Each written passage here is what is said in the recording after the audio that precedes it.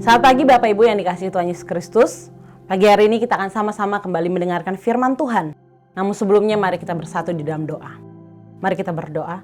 Tuhan Yesus, kami sungguh bersyukur untuk saat ini. Kami boleh kembali duduk diam di kaki Tuhan untuk mendengarkan lagi firman Tuhan. Tolong pimpin kehidupan kami di dunia ini Tuhan. Agar kami boleh melangkah, kami berjalan sesuai dengan kehendak Tuhan, sesuai dengan kebenaran firman Tuhan. Berkati setiap kami yang mendengarkan, juga berkati hamba yang menyampaikan. Kami menyerahkan ibadah kami ini hanya di dalam nama Tuhan Yesus Kristus. Amin. Bapak Ibu, kita masih melanjutkan pembahasan mengenai jemaat.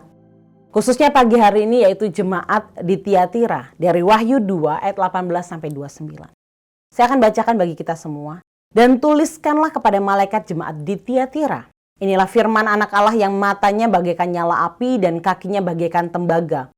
Aku tahu segala pekerjaanmu, baik kasihmu maupun imanmu, baik pelayananmu maupun ketekunanmu. Aku tahu bahwa pekerjaanmu yang terakhir lebih banyak dari yang pertama. Tetapi aku mencela engkau, karena engkau membiarkan wanita Isabel yang menyebut dirinya nabiah, mengajar dan menyesatkan hamba-hambaku supaya berbuat zina, dan makan persembahan-persembahan berhala. Dan aku telah memberikan dia waktu untuk bertobat, tetapi ia tidak mau bertobat dari zinahnya. Lihatlah, aku akan melemparkan dia ke atas ranjang orang sakit, dan mereka yang berbuat zinah dengan dia akan kulemparkan ke dalam kusukaran besar. Jika mereka tidak bertobat dari perbuatan-perbuatan perempuan itu. Ayat 23. Dan anak-anaknya akan kumatikan, dan semua jemaat akan mengetahui bahwa akulah yang menguji batin dan hati orang. Dan bahwa aku akan membalaskan kepada kamu setiap orang menurut perbuatannya. Tetapi kepada kamu, yaitu orang-orang di Tiatira yang tidak mengikuti ajaran itu, dan yang tidak menyelidiki apa yang mereka sebut seluk-beluk iblis, kepada kamu aku berkata, aku tidak mau menanggungkan beban lain kepadamu. Tetapi apa yang ada padamu, peganglah itu sampai aku datang. Dan barang siapa menang dan melakukan pekerjaanku sampai kesudahannya, kepadanya akan kukaruniakan kuasa atas bangsa-bangsa, dan ia akan memerintah mereka dengan tongkat besi. Mereka akan diremukkan seperti tembikar, tukang periuk, sama seperti yang kuterima dari Bapakku. Dan kepadanya akan kukaruniakan bintang timur. Siapa bertelinga, hendaklah ia mendengarkan apa yang dikatakan Roh kepada jemaat-jemaat. Bapak Ibu, cukup panjang ayatnya. Saya akan membuka firman Tuhan pagi hari ini dengan sebuah cerita. Pada 13 Desember 2015, seorang pengguna Facebook menerbitkan surat yang konon menceritakan kata-kata terakhir yang disampaikan oleh seorang terpidana kepada ibunya yang dibagikan dengan judul The Last Wish atau surat dari terpidana mati yang berbunyi sebagai berikut. Seorang terpidana mati menunggu eksekusi, diminta apa yang menjadi keinginan terakhirnya, dia minta pensil dan juga kertas. Setelah menulis selama beberapa menit, terpidana ini memanggilkan penjaga penjara dan meminta agar surat ini diserahkan kepada ibu kandungnya. Surat ini mengatakan demikian, Ibu, jika ada lebih banyak keadilan di dunia ini, kami berdua akan dieksekusi dan bukan hanya aku. Anda sama bersalahnya dengan saya atas kehidupan yang saya jalani. Ingatkah diri Anda ketika saya mencuri dan membawa pulang sepeda anak laki-laki? Anda membantu saya menyembunyikan sepeda karena Anda tidak mau ayah melihatnya. Apakah Anda ingat waktu saya mencuri uang dari dompet tetangga? Anda pergi dengan saya ke mall untuk menghabiskannya. Apakah Anda ingat ketika saya berdebat dengan ayah dan ayah akhirnya memutuskan pergi? Karena ayah ingin mengoreksi saya karena saya mencuri hasil akhir kompetisi dan untuk itu saya dikeluarkan. Bu, aku masih kecil. Tak lama setelah aku menjadi remaja bermasalah dan sekarang aku menjadi pria yang sangat cacat secara moral. Bu, saya hanyalah seorang anak kecil yang membutuhkan koreksi dan bukan persetujuan. Tetapi aku memaafkanmu. Bapak Ibu, cerita ini menceritakan bahwa ketika seorang anak mulai dari kecil dia melakukan perbuatan-perbuatan yang salah, perbuatan yang jelas-jelas itu melanggar gitu ya, aturan, tapi sama ibunya dibiarkan. Malah apa? Malah dibantu, Malah ibunya juga ikut-ikutan Bapak Ibu ya. Nah, ini adalah gambaran apa? Seorang orang tua yang membiarkan anaknya melakukan satu kejahatan hingga akhirnya besar menjadi satu terpidana yang udah nggak bisa melakukan apa-apa lagi. Ini juga adalah gambaran yang berada di jemaat Tiatira. Pembiaran, adanya toleransi terhadap satu kejahatan. Siapa yang melakukan ini? Yaitu Isabel, wanita Isabel. Siapa Isabel ini Bapak Ibu? Nanti kita akan sama-sama belajar. Namun sebelumnya mari kita lihat di mana sih letak kota Tiatira ini. Tiatira ini adalah sebuah kota kuno Yunani yang sekarang ini adalah kota modern yang namanya Akhisar, Kastil Putih atau White Castle di negara Turki. Dan terletak di bagian barat Turki, sebelah kanan Istanbul dan ke arah timur dari Athena. Berjarak sekitar 50 mil atau 80 km dari Laut Tengah. Dalam zaman kuno, Tiatira ini terletak di perbatasan antara Lydia dan Misia. Nah, kota Tiatira ini terkenal karena industri pewarnaan kain dan pusat dari perdagangan pewarna indigo atau ungu. Nah, di antara reruntuhan kota kuno terdapat tulisan-tulisan yang berhubungan dengan organisasi pembuat warna di kota itu. Diketahui ada lebih banyak organisasi di Tiatira daripada kota-kota lain di provinsi Romawi Asia. Nah, tulisan-tulisan ini menyebutkan antara lain adanya pekerja kain wol, kain lenan, pembuat baju luar, pewarna kain, pengerja kulit, ada penyamak kulit, tukang periuk, pembuat roti, pedagang budak, dan pengerja perunggu. Pokoknya ada banyak sekali industri-industri pekerja-pekerja dan di situ ada kumpulan-kumpulannya. Nah, Bapak Ibu, untuk kita kan belajar 7 jemaat nih ya.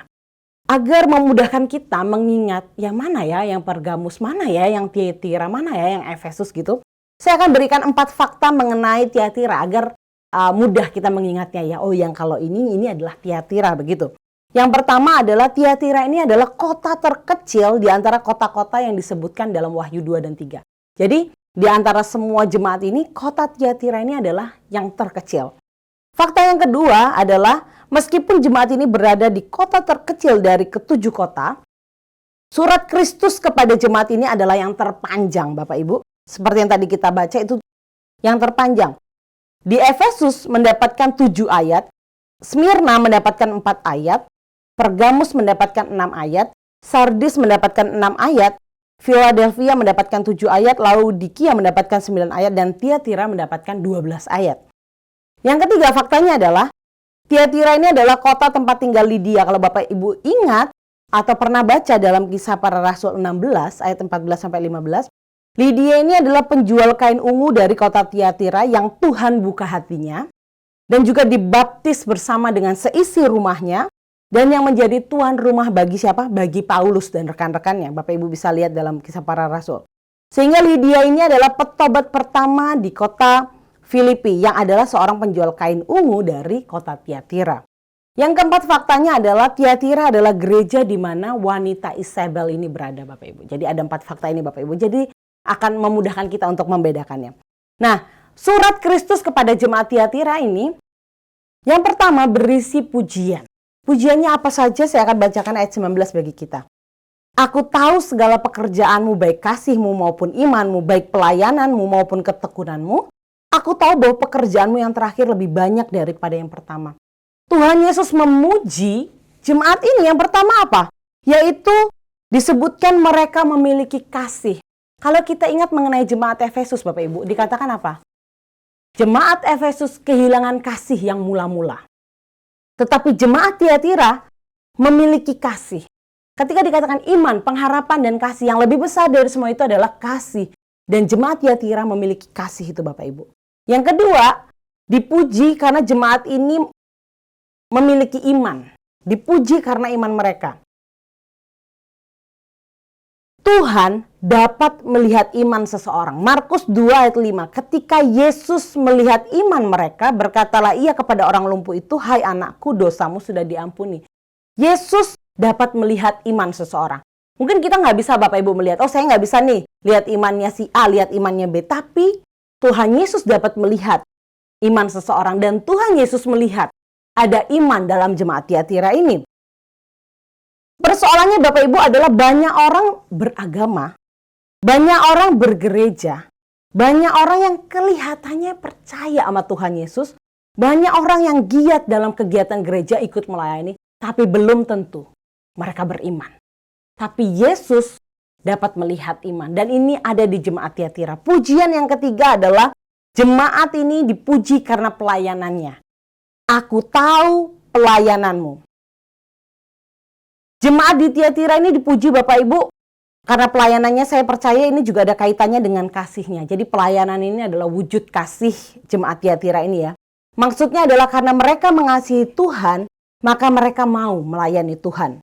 Ini penting untuk ditekankan, mengapa? Karena ada banyak orang yang melayani tanpa mengasihi Tuhan, bukan? Ada banyak orang yang mengaku mengasihi Tuhan, tetapi tidak mau melayani. Dua-duanya salah. Orang melayani harus karena mereka mengasihi Tuhan. Bukan karena jabatan, hobi, nggak ada kegiatan, uang, kewajiban. Oh, aku nih punya talenta karunia ini yang sehingga melayani. Tapi harus ada kasih itu. Nah, sehingga ketika Yesus berkata, aku tahu pelayananmu, itu ada kaitannya jemaat ini, kaitannya dengan kasih yang dimiliki oleh jemaat ini. Orang yang sungguh beriman, Bapak Ibu, harusnya memiliki kasih, baik kepada Allah maupun kepada sesama. Dan iman ini, kasih ini diwujudkan melalui pelayanan. Yang keempat, pujian Kristus kepada jemaat ini adalah dari kasih mereka muncullah pelayanan yang dicirikan dengan ketekunan dan kesetiaan. Dikatakan jemaat ini tuh jemaat yang tekun, Bapak Ibu ya, ketekunanmu. Nah, terjemahan dari kata Yunaninya adalah hupomone. Artinya bahwa kemampuan bertahan dalam kesukaran bukan dengan sikap sekedar bertahan atau diam atau pasif, tapi dengan sikap sedemikian rupa sehingga mampu untuk menjadikan situasi yang tidak menyenangkan itu menjadi sesuatu yang memuliakan Tuhan. Artinya ketekunan di sini bukan sesuatu yang bertahan aja, Bapak Ibu, kalau dipukuli terus kita tahan aja gitu ya Bapak Ibu. Enggak hanya itu, tahan, pasif. Tapi ketekunan yang dimaksud di sini adalah ketekunan yang juga aktif. Contohnya siapa? Contohnya adalah Paulus dan Silas. Mereka dicambuk, mereka dipasung, mereka dipenjara. Situasinya sulit Bapak Ibu. Tetapi mereka justru apa? Mereka menyanyi, memuji Tuhan. Sehingga dalam situasi yang sulit pun mereka tetap memuliakan Tuhan. Nah, ini yang ada di jemaat Tiatira. Mereka bertekun bukan yang pasif, tapi mereka bertekun tapi yang aktif memuliakan Tuhan. Pujian yang kelima, aku tahu bahwa pekerjaanmu yang terakhir lebih banyak dari yang pertama. Bapak Ibu, jujur ada banyak orang yang mengawali kehidupan imannya, kehidupan kekristenannya dengan semangat. Wah, aku baru saja percaya sama Tuhan. Aku mau melayani. Pak Pendeta, apa yang bisa saya lakukan? Persembahan apa yang saya bisa berikan? Banyak orang ketika baru menerima Tuhan semangat. Setelah berapa tahun, kemudian mulai loyo imannya, mulai hilang semangatnya Bapak Ibu, yang terjadi seperti Efesus. Tapi di sini dikatakan bahwa pekerjaanmu yang terakhir itu lebih banyak dari yang pertama. Artinya apa? Ada satu kemajuan, mereka makin maju Bapak Ibu, pekerjaan yang terakhir itu lebih banyak. Bagaimana dengan kita Bapak Ibu? Apakah pekerjaan kita yang terakhir lebih banyak dari yang pertama atau yang pertama lebih banyak daripada yang terakhir ini? John Stott berkata demikian, Efesus sedang merosot ke belakang, Tiatira sedang bergerak ke depan. Gereja Efesus telah meninggalkan kasih yang mereka miliki pada mulanya. Gereja Tiatira sedang melampaui pekerjaan-pekerjaan yang mereka lakukan pada mulanya. Kita lebih mirip yang mana dari dua gereja ini? Aduh, celaka bahwa ternyata terhadap banyak orang Kristen lebih cocok digunakan kata-kata, maka akhirnya keadaan mereka lebih buruk daripada yang semula. Semoga ini tidak ada di kita Bapak Ibu ya. Nah, ini pujian terhadap jemaat Tiatira. Ada kasih, ada iman, ada pelayanan, ada ketekunan. Bahkan pekerjaan yang terakhir lebih banyak. Tapi Bapak Ibu, surat Kristus terhadap jemaat Tiatira tidak hanya berhenti kepada pujian yang hebat ini. Tapi pesannya Kristus juga terdapat celaan. Mari kita lihat ayat 20.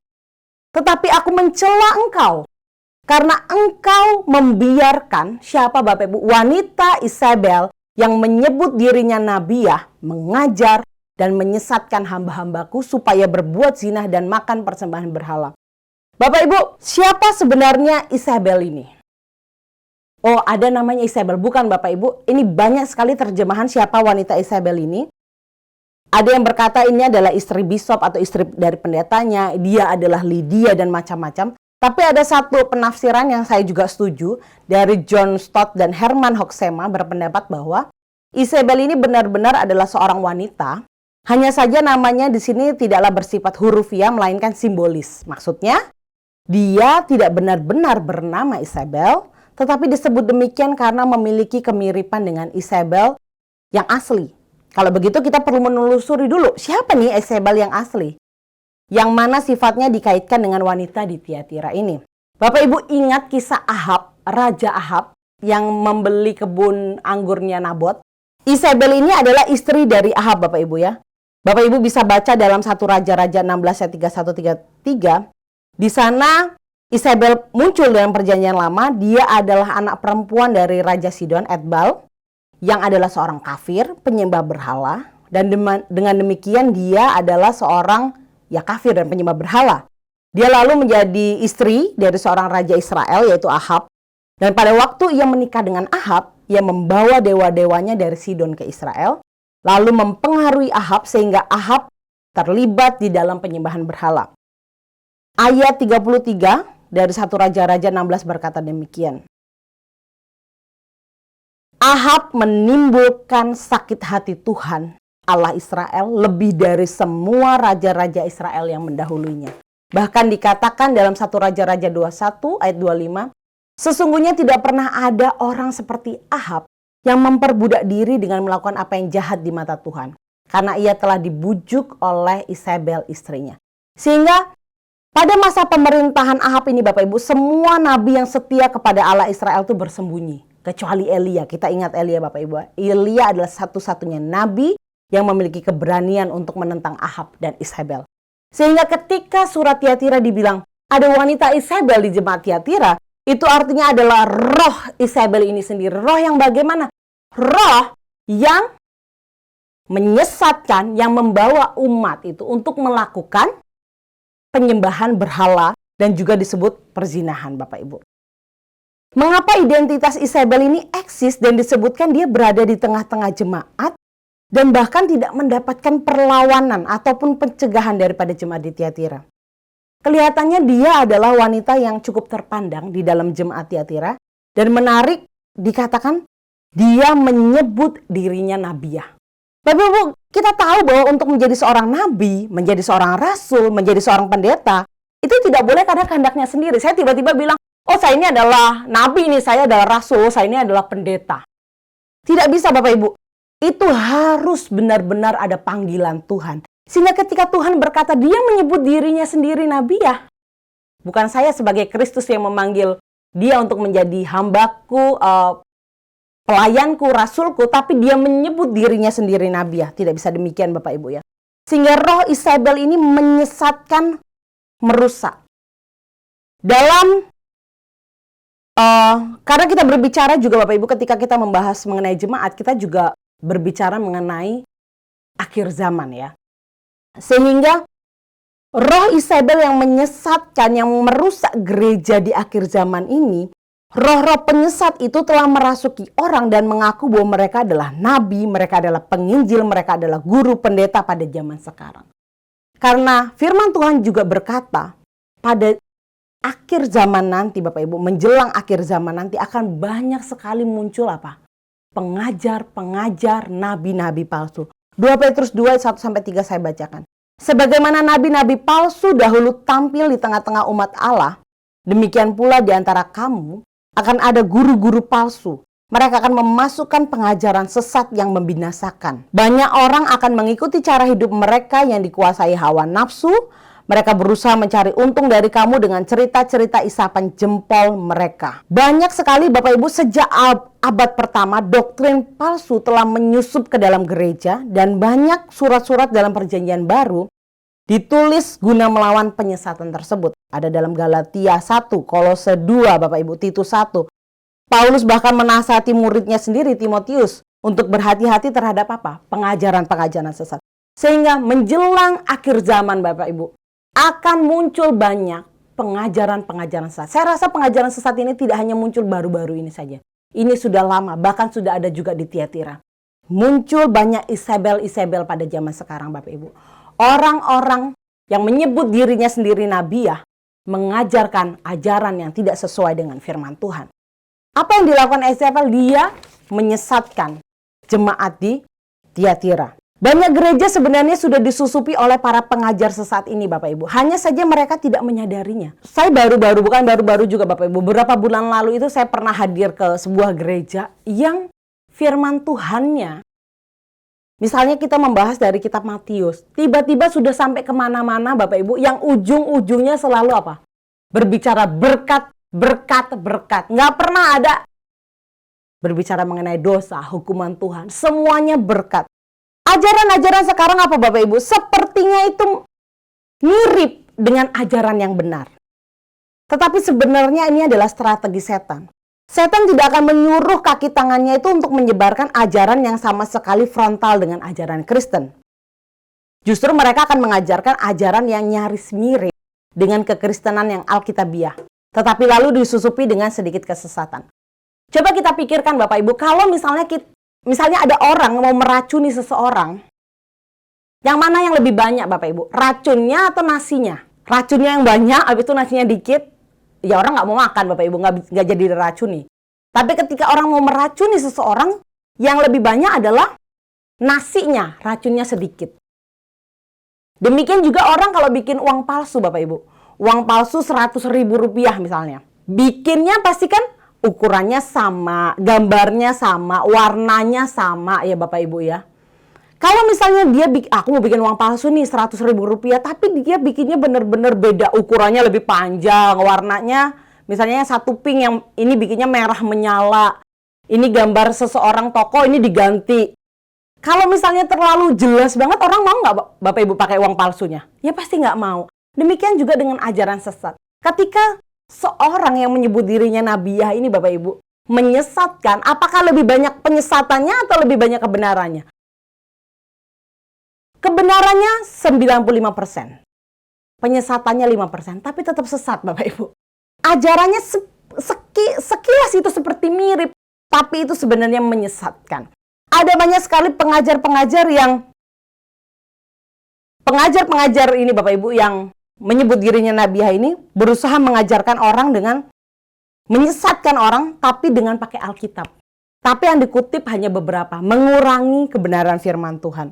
Ada banyak Bapak Ibu yang mungkin Bapak Ibu juga sudah familiar seperti Mormon, ada seksi Yehova. Bapak Ibu bisa baca sejarahnya, mereka juga bisa.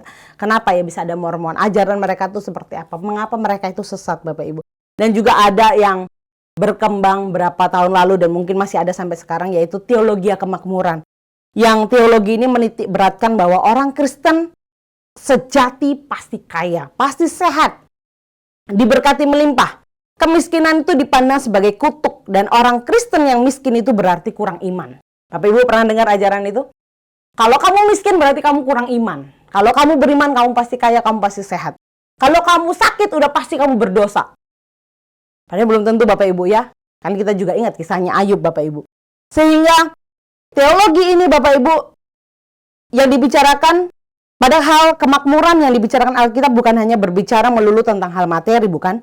Dan selain berbicara tentang kemakmuran, Alkitab juga berbicara tentang penderitaan. Jadi penekanan tidak seimbang terhadap satu kebenaran akan menyesatkan juga. Contoh ajaran lain yang ada di Indonesia beberapa waktu lalu juga pernah berkembang. Ajaran baptisan untuk orang-orang mati yang belum dalam Tuhan, agar pada kehidupan yang akan datang mereka akan pindah ke surga.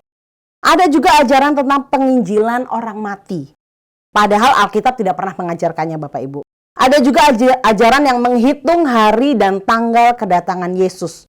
Mereka menentukan dengan tepat hari dan tanggal kiamat. Padahal Alkitab jelas berkata tidak pernah memberitahukan waktu yang tepat, bukan? Sudah berkali-kali ajaran yang menentukan hari dan tanggal kedatangan Yesus ini meleset Bapak Ibu. Sehingga Kisah Rasul 20 berkata demikian, aku tahu bahwa sesudah aku pergi, serigala-serigala yang ganas akan masuk ke tengah-tengah kamu dan tidak akan menyayangkan kawanan itu. Bahkan dari antara kamu sendiri akan muncul beberapa orang yang dengan ajaran palsu mereka berusaha menarik murid-murid dari jalan yang benar dan supaya mengikuti ajaran mereka. Bapak Ibu, kita ingat khotbah dari Ibu Sarah 2 minggu lalu berbicara mengenai penganiayaan, bukan? Sehingga tantangan gereja itu paling nggak ada dua, ada dari luar dan juga dari dalam. Dari luar berupa penganiayaan yang seperti Ibu Sarah sudah jelaskan.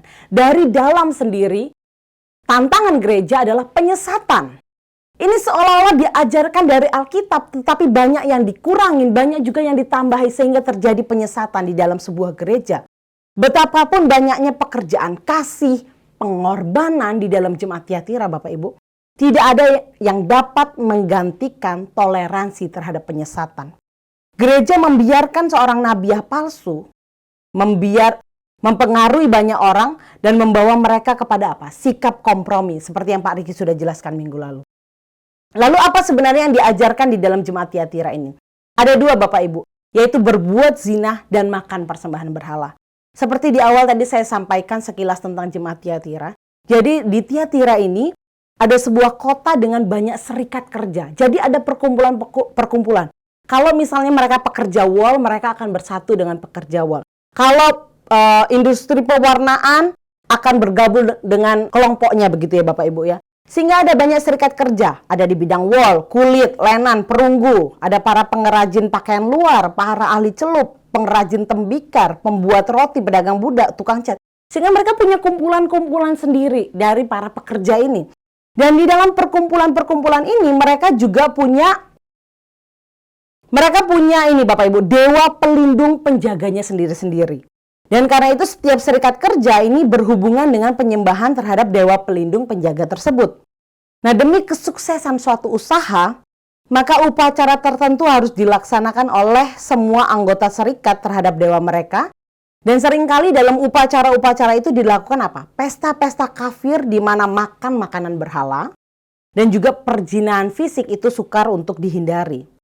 Nah, Isabel ini Bapak Ibu mengajar orang-orang percaya untuk berkompromi dengan agama orang Romawi, untuk kompromi dengan praktek perserikatan ini, agar orang Kristen tidak kehilangan pekerjaan atau bahkan nyawa mereka.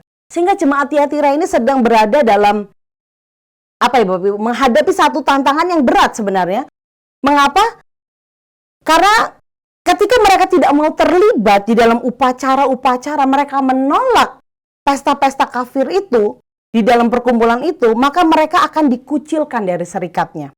Dan kalau tidak menjadi anggota dari sebuah serikat dagang, mereka sama sekali tidak bisa berdagang dan mencari nafkah. William Barclay mengatakan menjauhkan diri dari serikat dagang ini atau tidak menjadi anggotanya sama saja dengan bunuh diri di bidang bisnis. Dalam situasi seperti itulah membuat orang Kristen dan gereja ini mengalami satu dilema yang sulit untuk diatasi. Yang pada waktu itu bisa disebutkan sebagai economic suicide. Dilema Bapak Ibu.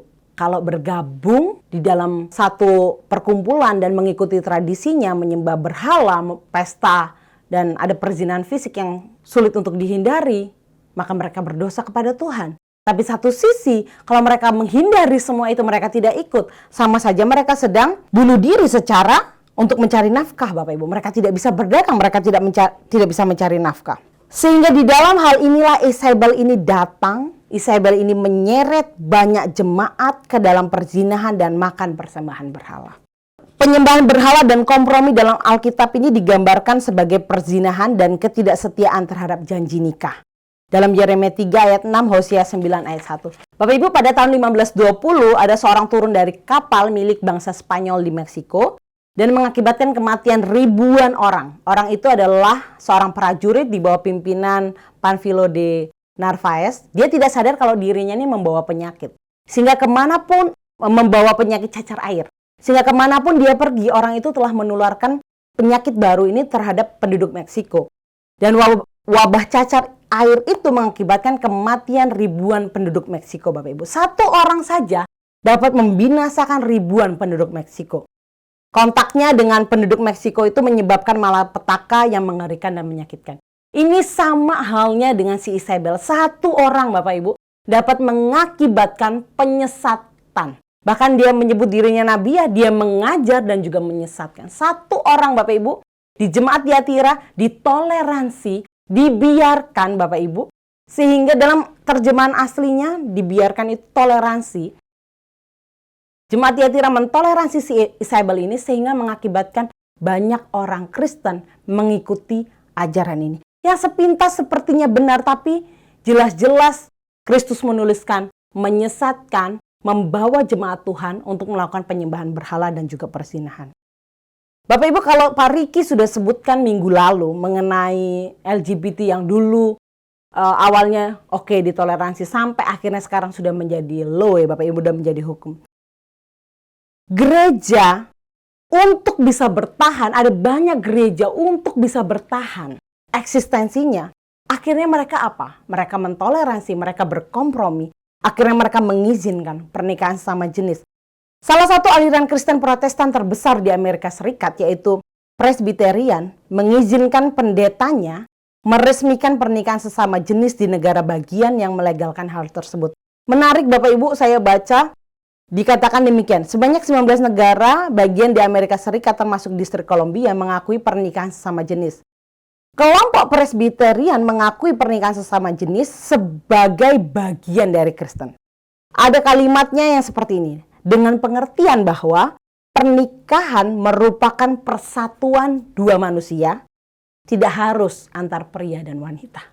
Menarik Bapak Ibu, ini adalah pernikahan antar dua manusia, bukan antar pria dan wanita. Sehingga pada akhirnya mereka toleransi, mereka berkompromi, dan mereka mengizinkan pernikahan sesama jenis. Bapak Ibu, dengan cara yang sama benih kompromi telah merayap masuk di tengah gereja Tuhan dan mulai menggerogoti kehidupan kerohanian dan buah-buahan. Ada banyak yang pada akhirnya gereja orang Kristen untuk bertahan di dunia ini, di tempat kita tinggal, kita mentoleransi, bahkan kita kompromi, kita ikut-ikutan dengan nilai-nilai yang ada. Padahal jelas itu bertentangan dengan Alkitab, bertentangan dengan firman Tuhan. Tapi hanya untuk bisa bertahan seperti jemaat Tiatira, agar tidak mengalami kematian secara usaha, agar tetap bisa bertahan, agar tetap bisa berdagang. Akhirnya mereka berkompromi nilai-nilainya dengan yang ada dalam masyarakat. Kenyataan menyedihkan, jutaan orang Kristen di seluruh dunia mencari cara untuk bagaimana mendapatkan kompromi nyaman antara keyakinan mereka dan dunia jahat di mana kita tinggal. Kita berada di bawah tekanan tak berujung Bapak Ibu. Dari zaman ke zaman, sebagai orang Kristen, selalu ada tekanannya. Untuk bisa menyesuaikan diri dengan dunia. Setan iblis selalu menawarkan untuk merundingkan nilai-nilai dan prinsip-prinsip yang kita pegang. Jarang dia melakukan dengan serangan frontal. Setan menggunakan pengikisan nilai sedikit demi sedikit, di mana kita ditekan untuk menyesuaikan sedikit dari kepercayaan kita. Tuhan kita jelas mengatakan demikian. Kita tidak bisa berdiri di tengah-tengah. Siapa tidak bersama aku, ia melawan aku. Matius 12 ayat 30. Dan pepatah Cina menarik juga berkata, Anda tidak dapat menyeberangi sungai dengan kedua kaki berada di dua perahu yang berbeda. Bapak Ibu, kenyataannya mustahil untuk benar-benar berkompromi dengan iblis. Karena semua usaha untuk berkompromi dengan setan akan membuat penyerahan total kepadanya. Oh, kompromi dikit. Sampai akhirnya kita menyerahkan total. Hanya dengan bergantung penuh dengan Tuhan Bapak Ibu dan kewaspadaan pribadi, kita bisa lepas dari jerat-jerat iblis. Dan dalam jemaat Tiatira ini paling nggak ada dua respon. Respon yang pertama, jemaat Tiatira ini ada yang turut dalam perzinahan, ikut dalam ajarannya Isabel. Yang kedua, ada yang tidak mengikuti ajaran Isabel. Ayat 22, yang turut dalam perzinahan, lihatlah aku melemparkan dia ke atas ranjang orang sakit, dan mereka yang berbuat zina dengan dia akan kulemparkan ke dalam kesukaran besar jika mereka tidak bertobat dari perbuatan-perbuatan perempuan itu. Ternyata Bapak Ibu, Tuhan tidak hanya menghukum Isabel saja, tapi juga semua orang yang terlibat dalam dosa dan kejahatannya.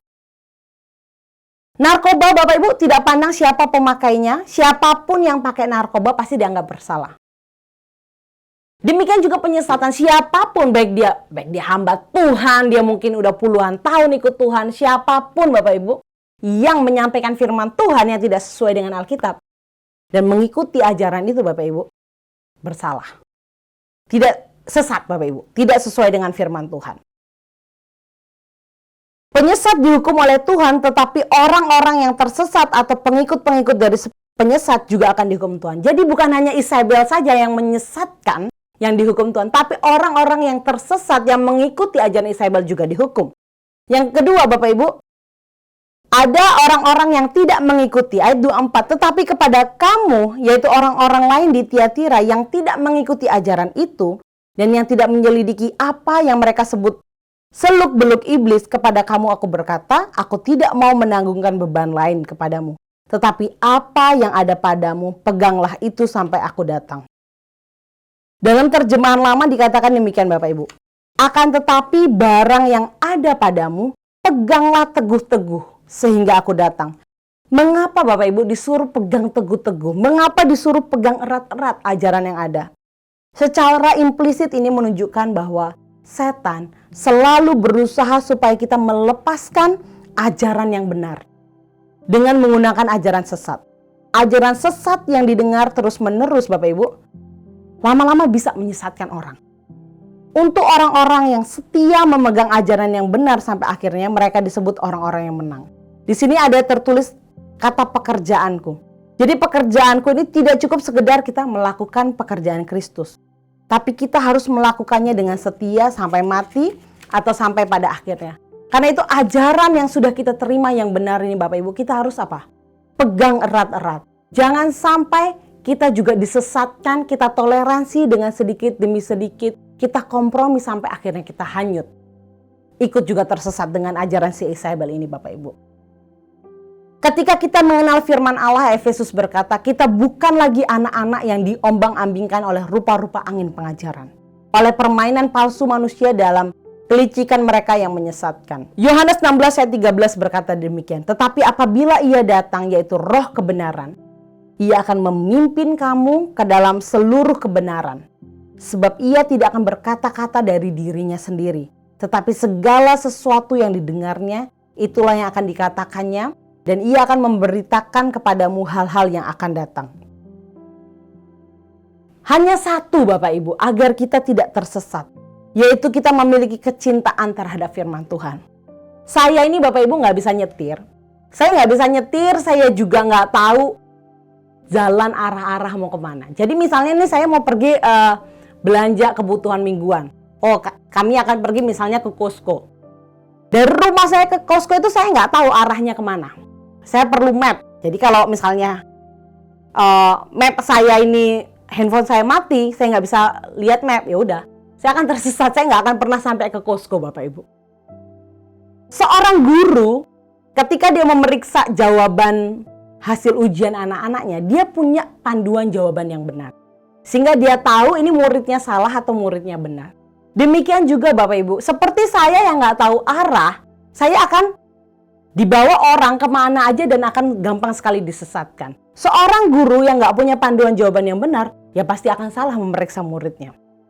Kecuali dia sudah menghafal jawabannya. Demikian juga kita Bapak Ibu, kita akan sangat mudah untuk disesatkan ketika kita tidak tahu mana yang benar. Bukan? Apa yang benar itu hanya ada di dalam Alkitab. Sehingga hanya satu Bapak Ibu caranya agar kita tidak mudah disesatkan dalam pengajaran Isabel ini. Nabi-nabi palsu yang makin lama kan terus ada, bukan berarti stop Bapak Ibu. Makin hari akan makin banyak Isabel-Isabel ini akan selalu muncul di dalam gereja. Ini bukan orang yang di luar gereja Bapak Ibu. Isabel ini ada di dalam gereja. Kita akan mudah sekali untuk disesatkan. Karena itu kita harus memiliki pegangan yang benar. Seperti seorang guru tadi punya panduan jawaban yang benar. Apa Bapak Ibu standar kebenaran kita? Alkitab. Nah kalau kita sendiri tidak memiliki kecintaan untuk baca Alkitab, ya bagaimana kita bisa tahu yang benar Bapak Ibu? Sehingga apa saja yang kita dengar kita percaya, amin, amin, amin. Akhirnya kita sudah tersesat. Tahu-tahu kita sudah naik perahu yang salah, udah tersesat Bapak Ibu. Bapak Ibu yang membaca renungan harian minggu lalu, di situ ada satu ilustrasi yang bagus menurut saya. Untuk kita menggenggam sesuatu Bapak Ibu, 4 ini kan cukup kuat ya. Tapi akan lebih kuat lagi ketika kita menggenggam sesuatu itu dengan 5 jari. Demikian juga dalam kebenaran firman Tuhan Bapak Ibu. Kita akan kuat untuk menggenggam kebenaran firman Tuhan agar kita tidak mudah disesatkan. Juga sama dengan 5 jari. kita mendengarkan firman Tuhan, kita membaca firman Tuhan, kita merenungkan firman Tuhan, kita juga perlu menghafal firman Tuhan Bapak Ibu. Perlu kita untuk menghafal. Ini kuat Bapak Ibu, tapi akan lebih kuat lagi ketika kita melakukan kebenaran firman Tuhan.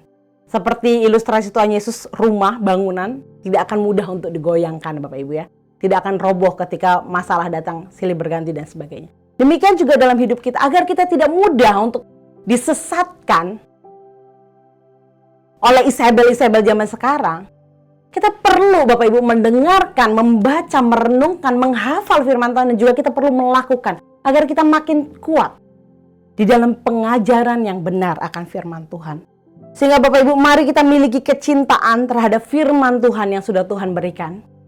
Kalau perlu kita baca buku pendukung yang relevan, dan juga kita melakukan firman Tuhan yang sudah kita baca, kita tahu itu, kita lakukan, kita praktekkan Bapak Ibu. Sehingga kita makin seperti benih, masuk ke dalam Bapak Ibu, berakar kuat, bertumbuh, bisa dilihat dari menghasilkan buah-buah yang benar. Karena itu Bapak Ibu, jangan sampai kita disesatkan oleh Isabel-Isabel zaman sekarang, yang makin hari akan makin banyak, makin hari akan kerjanya makin menyesatkan jemaat Tuhan. Jangan pernah sampai kita ikut-ikutan, karena apa? Tuhan bilang bukan hanya Isabelnya saja yang dihukum, pengikutnya pun dihukum. Demikian firman Tuhan Bapak Ibu, mari kita terus datang kepada Tuhan, terus baca firman Tuhan, terus merenungkan firman Tuhan, dan jangan lupa kita juga melakukan kebenaran firman Tuhan. Mari kita bersatu di dalam doa. Bapa di surga, kami bersyukur untuk firman Tuhan. Pagi hari ini belajar dari jemaat Tiatira. Bantu kami untuk tidak mentoleransi ajaran-ajaran yang tidak sesuai dengan kebenaran firman Tuhan. Tapi bantu kami Tuhan, untuk kami boleh merenungkan firman Tuhan, apa yang benar itu Tuhan. Itu yang kami ikuti, itu yang kami imani, itu juga yang kami lakukan. Di tengah dunia ini Bapak, di tengah dunia yang berkompromi dengan dosa, bantu kami Tuhan untuk berdiri di jalan yang benar. Tolong kami agar satu ketika nanti Tuhan datang, Engkau mendapati kami sebagai orang yang setia dan berkenan di hati Tuhan. Terima kasih Bapak, kami menyerahkan kehidupan kami selanjutnya hanya di dalam nama Tuhan Yesus Kristus. Amin.